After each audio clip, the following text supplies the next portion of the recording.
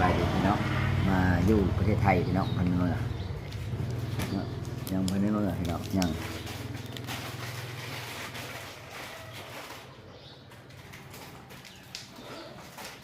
ยังพันเมือง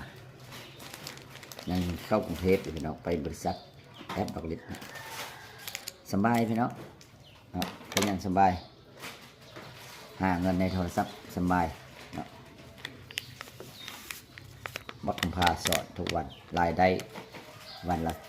350,000 แล้วแต่ผู้ใดเก่งผู้ใดบ่เก่งพี่น้องเข้าเฮียนเอาเนาะสร้างมื้อละ10,000ก็ได้มื้อ2-3 พันก็ได้มื้อ4-500ก็ได้เนาะแล้วแต่เฮาหาหรือว่าคัดสะของเฮาเก่งผมหูเฮาเก่งเข้ามาละเฮียนกับบัตรพาปล่อยไฟเป็นอาหารเสริมของดอกลิศ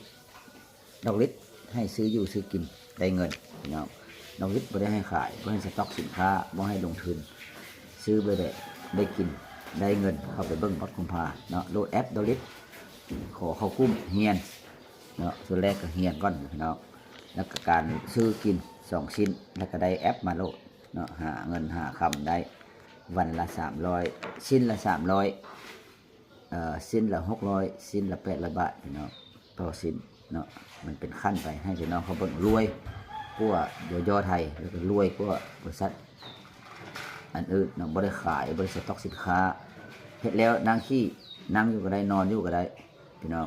ให้เข้ามาเบิ่งวัดกุมภาปล่อยไฟพี่น้องถ้าพี่น้องเฮ็ดคลิปถ้าบ่ฮู้ทักมาหาว่าเฮ็ดได้ถ้าพี่น้อง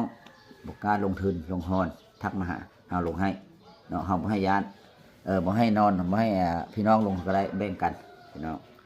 ผู้ใดเฮ็ดคลิปกล้าลงทุนอยากเฮ็ดนำโลกโซเชียลลงทุนไปแล้วยาข้าวต้มแม่นหยังทักมาเลยนะพี่น้องเด้อแล้วเอาเดือนนึงได้อยู่ประมาณ10 คนเดือนนึง10 คน10 คนโลดได้10 คนแต่สิมีแผนการตลาดให้ดอกว่าลงทุนไม่ได้เฮ็ดได้เฮาลงให้มาเบิ่งพี่น้องเนาะเฮาก็มีแผนของเฮาแต่ว่าบ่ได้ตัวไผอันนี้ถ้าว่าจริงใจแท้มาเฮ็ดเลยเฮาลงทุนให้ทุกบริษัทเฮาบ่ให้คนที่ว่าบ่เคยเฮ็ดลงเองเพื่อมันน้อยใจพี่น้องถ้าเฮ็ดได้แล้วมาปั่นกันคนครึ่งนะพี่น้องเนาะฝากกดไลค์กดแชร์ไปถ้าใครอยากลงทุนลงฮอนว่าซื้ออยู่ซื้อกินนำมือถือหรือว่าอยากสร้างรายได้ในมือถือทักมาเฮาลงทุนให้พี่น้องถ้าว่ามันลุก